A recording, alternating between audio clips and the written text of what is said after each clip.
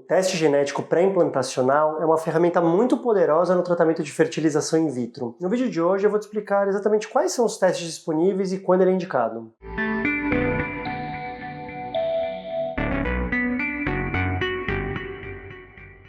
Olá, eu sou o Dr. Alexandre Lobel, médico especialista em produção humana, e a minha missão é ajudar pessoas a escreverem histórias mais felizes. Para a gente entender sobre os testes genéticos pré-implantacionais, eu preciso te explicar alguns conceitos básicos de genética, mas eu prometo que eu vou tentar ser o mais simples possível. O nosso material genético ele não fica solto, jogado na célula, ele fica organizado. Nossos genes é o que falam das nossas características, e eventualmente você pode ter doenças relacionadas aos genes. É o que a gente fala de doenças genéticas. Os genes eles não ficam soltos, eles ficam organizados em cromossomos. E você tem situações, por exemplo, quando tem ganho ou perda de cromossomos, que podem levar a algumas situações, como por exemplo, a trissomia do cromossomo 21. Os nossos cromossomos deveriam estar em par. Quando você tem uma trinca do cromossomo 21, aparece o desenvolvimento da síndrome de Down. Você tem outras situações, como por exemplo, quando tem o X de um cromossomo sexual, que seria o XX a mulher, quando você tem somente um X, ou seja, um X a menos, é a síndrome de Turner. E várias outras alterações, como síndrome de Patau, síndrome de Edwards-Klinefelter. A verdade é que a maioria das alterações dos cromossomos não tem nome, porque é incompatível com a vida. É uma criança que simplesmente não vai nascer, é um embrião que não implanta no útero, e se implantar, ele provavelmente aborta. Então, fazendo essa diferença, é como se nossos genes fossem livros e os cromossomos fossem estantes na biblioteca. Quando eu olho para os cromossomos, eu estou vendo as estantes, mas isso não significa que tem um livro faltando. O que eu quero dizer com isso? Quando eu olho para os cromossomos, eu não consigo necessariamente ver que tem uma doença genética. Assim como quando eu olho para um único livro, eu não sei como é que estão todas as estantes. Eu só consigo olhar para aquele livro. Então, apesar da gente muitas vezes ver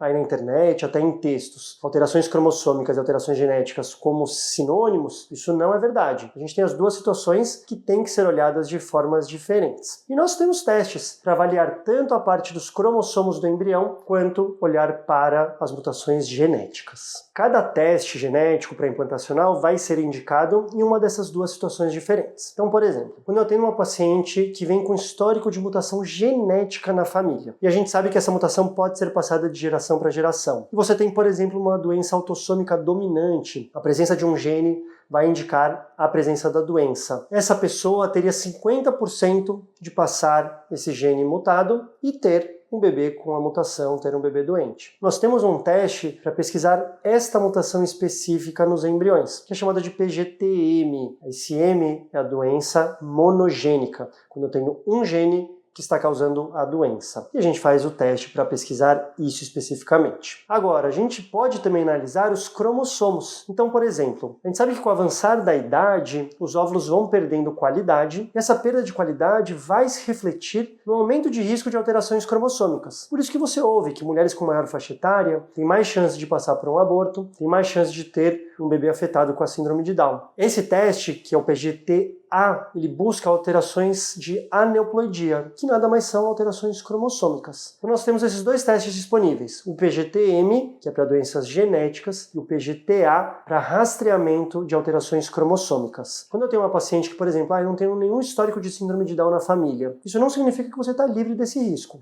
Eu sou super jovem, isso também não significa que você está totalmente livre desse risco. Você pode ter um risco aumentado ou um risco diminuído.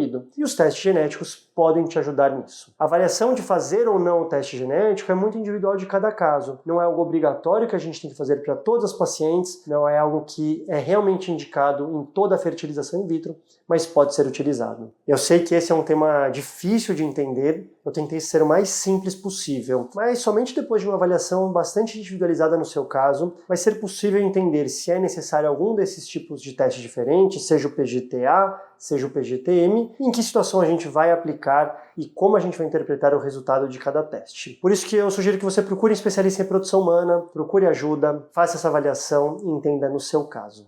Um abraço e seguimos em frente.